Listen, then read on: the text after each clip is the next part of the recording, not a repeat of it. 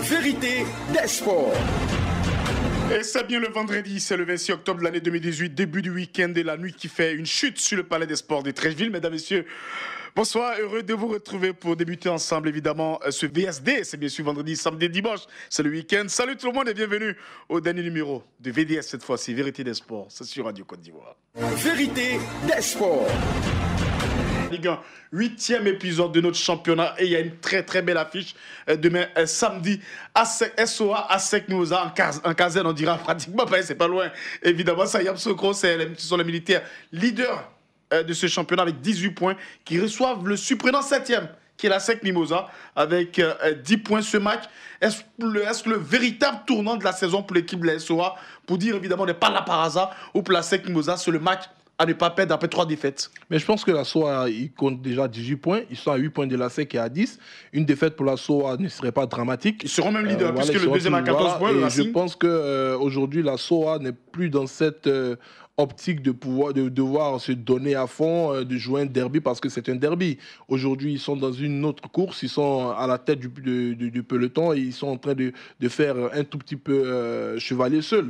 Et donc, pour moi, la pression ne sera nullement sur la Sutomi Sport de l'Armée. Elle sera plus sur la SEC d'Abidjan parce qu'en cas de défaite, ce sera carrément terminé pour ses chances du titre. Parce qu'aujourd'hui, la SEC, c'est le champion en titre. La SEC évalue tout simplement son niveau en fonction de l'équipe qui est en tête du classement. Et déjà, on sera à la 8e journée. La SEC totalisera 8 points de moins. En cas de défaite, ce sera 11 points.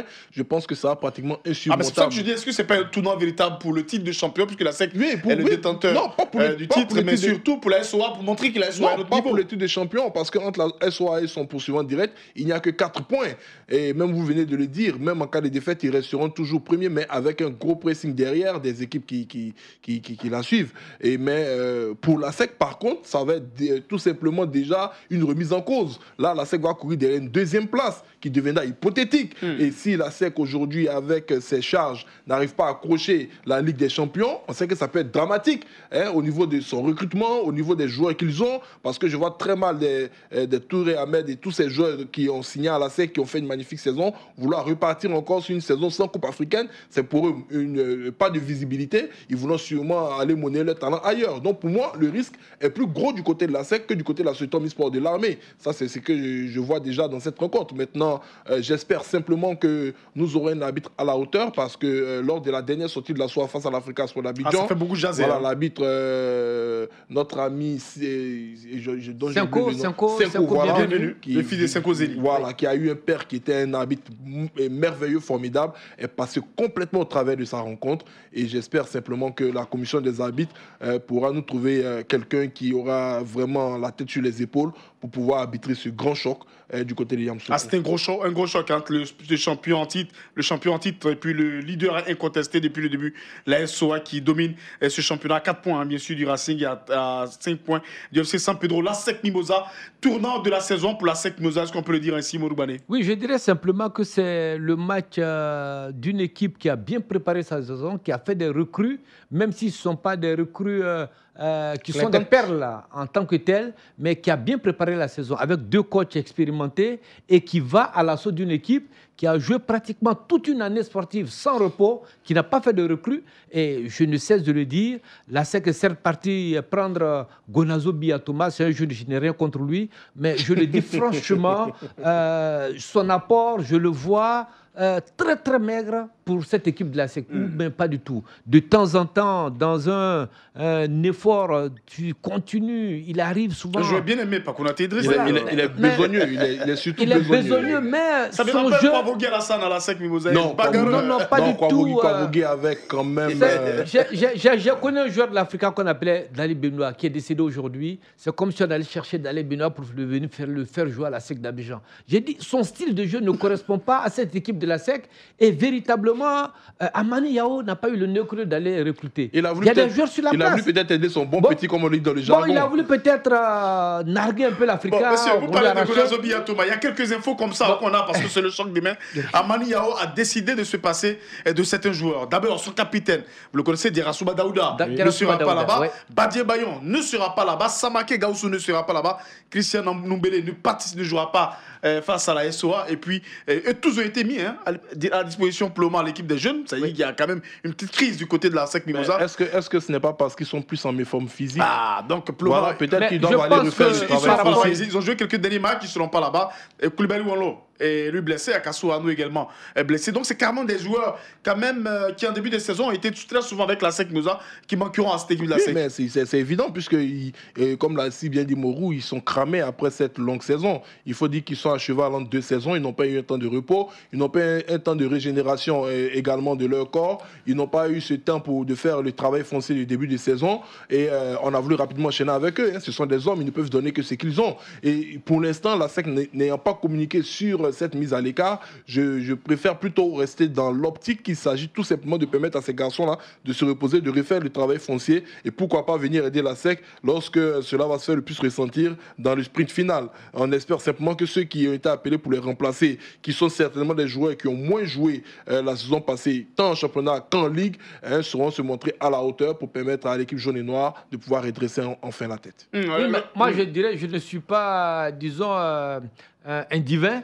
Mais j'avoue qu'avec les joueurs qui ont été mis de côté, la SEC ne va vraiment pas avec les faveurs des pronostics. Parce que Fabrice, qui est la joueur de Amani Yao, a dit lors de la dernière conférence de presse, je crois que l'élément est passé la dernière fois, au niveau de l'encadrement technique, nous pensons qu'on va faire notre travail, mais il faut reconnaître que nos garçons manquent d'envie et de motivation depuis un moment du côté de la SEC Mimosa. Mais il n'y a pas eu de recrutement, comme on le dit. C'est les mêmes joueurs et vous allez prendre des réservistes ou bien des jeunes sortis des centres, du centre de formation de la SEC pour remplacer, disons, des cadres, des gens qui jouent régulièrement.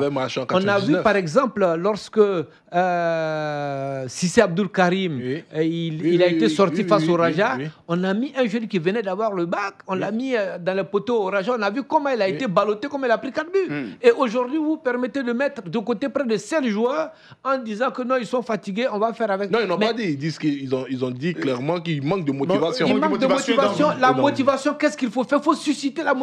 Ok, donc rendez-vous pour ce tournoi demain à SEC Mimosa SOA, c'est SOA à SEC Mimosa. Match important pour la SEC, mais match également peut-être pour la SOA de montrer, d'afficher enfin en cachette ce qu'il cache depuis longtemps. Non, mais parce qu'il pas. La SOA n'avance pas masqué. La SOA avance totalement.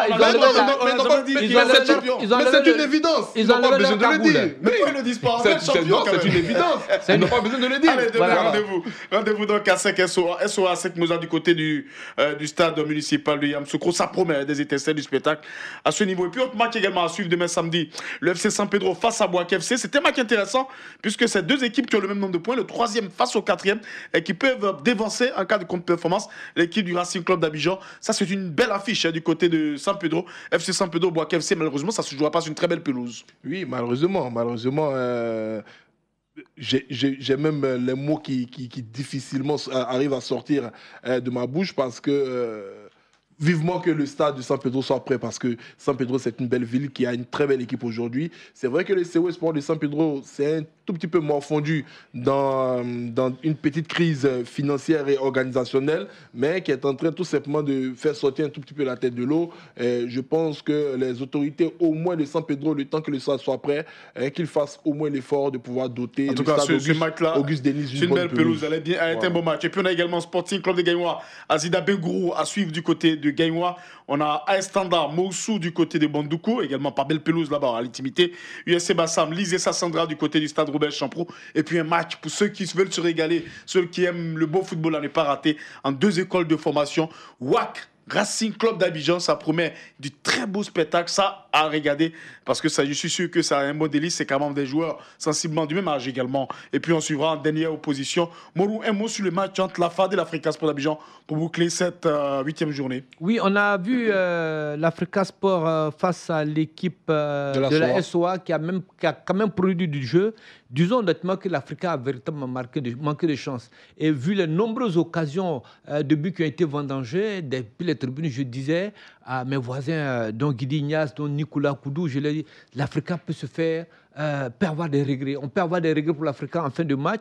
Et ce qu'on craignait le plus est arrivé. Ceci pour dire que l'Africa se crée de nettes occasions de but, mais les joueurs sont tellement précipités qu'ils vendangent ces occasions et ils n'arrivent pas à se concentrer pour marquer. S'ils commettent ces mêmes erreurs face à la FAD, l'Africa risque de revenir encore, de sortir de ce... On a vu quand même les membres associés pardonner un peu à Diaby Almani. On a compris qu'il y avait du beau jeu avec ils le l'ont jeu de accepté, ils viennent nombreux au stade donc pour apporter leur soutien. à lui de montrer qu'ils sont Voilà, en train de ils le travailler. montrent. Et puis bon, les joueurs aussi sur le terrain ne résignent pas à l'effort. Ils se donnent corps et âme. Ils se créent de nombreuses occasions. Mais il n'y a pas encore de finisseur pour pouvoir concrétiser cela.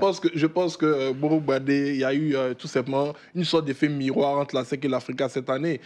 Quand vous regardez l'avant-centre de l'Africa, dont j'oublie le nom déjà, ils ont un jeune avant-centre qu'ils ont recruté. Il ferait un magnifique attaquant pour la SEC d'Abidjan. Parce qu'il cadre... Bonazo devait rester à l'Africa. Voilà, parce qu'il cadre avec le jeu. Il cadre avec le jeu. Parce que regardez ce garçon, il se crée des occasions, il est très bon, balle au pied, mais ce n'est pas ce finisseur. C'est plus un garçon qui me fait plus penser dans son style de jeu à un Karim Benzema, quelqu'un qui peut beaucoup aider un autre neuf finisseur à venir tout simplement planter les buts. Et je pense que l'Africa devrait faire l'effort, non seulement de le maintenir, mais d'acheter un finisseur pur pour le mettre à ses côtés. Parce que si un tel garçon se retrouve à la SEC d'Abidjan avec Touré Ahmed, ça risque de faire très mal. Voilà, donc... c'est en train de faire les éloges de quelqu'un que la SEC reprend en décembre. Match prévu du côté Champro dimanche à FAD Africa Sport d'Abidjan. Et puis en Ligue 2, n'oubliez pas, il y a des matchs comme ça, puisque le stade d'Abidjan en Ligue 2, Moro, vous êtes informé à celui-là également, un stade Songon, c'est prévu samedi. Au stade Parc des Soins et Trècheville, à Diaké, JCAT, on aura également FIMC au Korogo, le match des anciens, IFER, RFC à Boisseau, AS Dinguili, AS Athletics, Stella Ivoire Academy, et puis Benjerville, CW Sport du San Pedro, et puis également, sans oublier, Stella Mouna FC, RFC Yamsokro. Merci de nous avoir suivis tout au long de cette semaine. Et puis à lundi, pour un autre numéro de Vérité des Sports, toujours sur Radio Côte d'Ivoire. Vérité des Sports. Radio Côte d'Ivoire, Abidjan 88.fm.